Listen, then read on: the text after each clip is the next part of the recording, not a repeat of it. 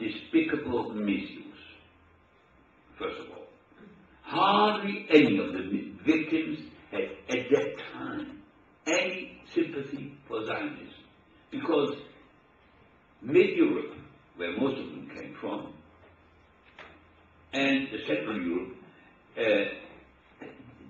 the Jews were not Zionists.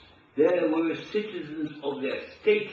I don't know whether you realize that in the First World War, where also my father fought on the German side, a German Jew like him would shoot on Russian Jews, and an English Jew would shoot on German Jews, etc. They were, the generation of my parents were members of the largest Jewish organization, the Central Organization of Jewish citizens, of Jewish citizens of the Jewish belief, with the Jewish belief. So German Jewish citizens of Jewish belief. That was it. And the German citizens of Jewish belief. That was their definition, and that's why they, without any wink of their eyes, fought on the side of what they considered as their homeland. But what is much worse still, as an argument, why is it despicable misuse, is that Zionism never ever had any sympathy for the victims during and after the Holocaust. Ben-Gurion talked about us, the first Prime Minister of Israel, as you know, as useless human material. And such a useless human material you've now heard here speaking. So, the victims were Jews, as I say, and not Zionists. Now, it is, as it is, Israel calls itself a Jewish state. And it is definitely not. It is a Zionist state.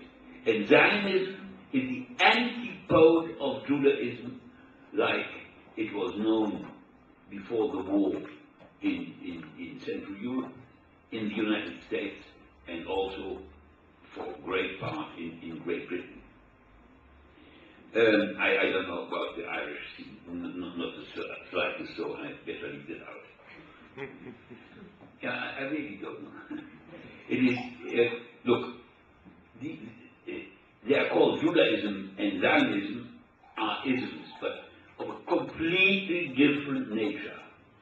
Judaism is a creed, a religious creed, and Zionism is an eschatological ideology, and therefore, which is based, the state of bliss will come if a well-defined or largely defined enemy will have left the earth. And with the Stalinists, it were the kulaks and the capitalists, and with the Nazis, it was the non-Aryans, and with the Zionists, you can choose whether it's only all Arabs or all non-Jews, and probably most of them will say most non-Jews, whatever. But even I cannot deny that both these things, these antagonistic things, Judaism and Zionism, had roots in the Old Testament. However, the roots are completely antagonistic to each other. Pre-World War II, Judaism was humanitarian, universalist, and had the creed that all humans are fully equivalent.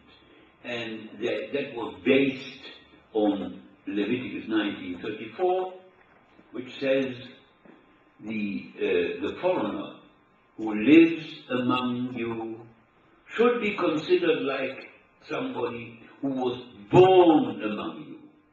Love thy neighbor. He is like you. Also you were foreigner in Egypt.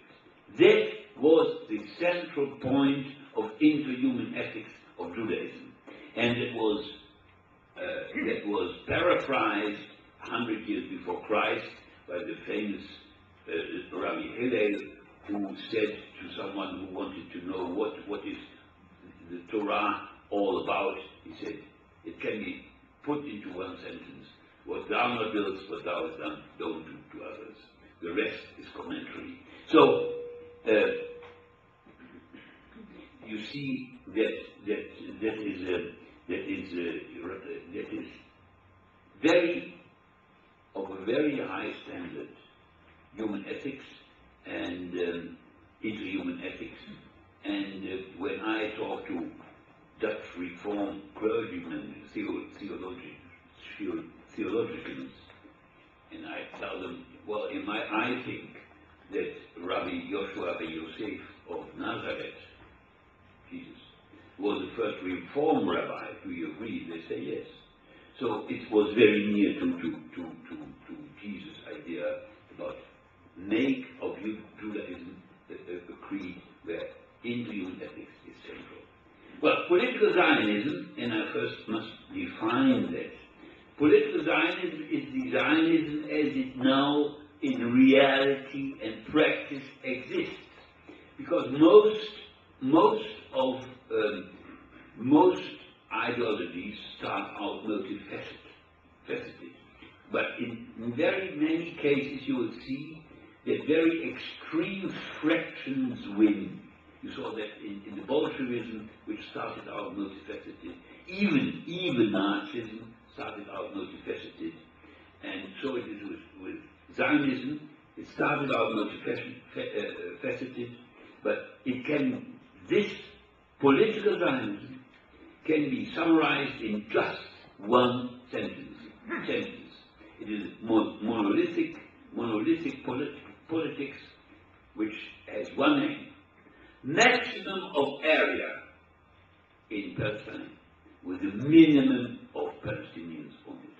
And the last thing they want is peace, and all the rest which they talk about, but never do. If you have observed the last 62 years of Israeli policies, and then you will come to the conclusion that I'm right. The only thing is their aim is maximum of area in Palestine with no Palestinians on it, and that is based on completely different parts of the Old Testament, especially the book Joshua and in various chapters 7 and 10, what have you. And the book Joshua is, as you might know, the father and the mother of all ethnic cleansing is described there. And it goes so far that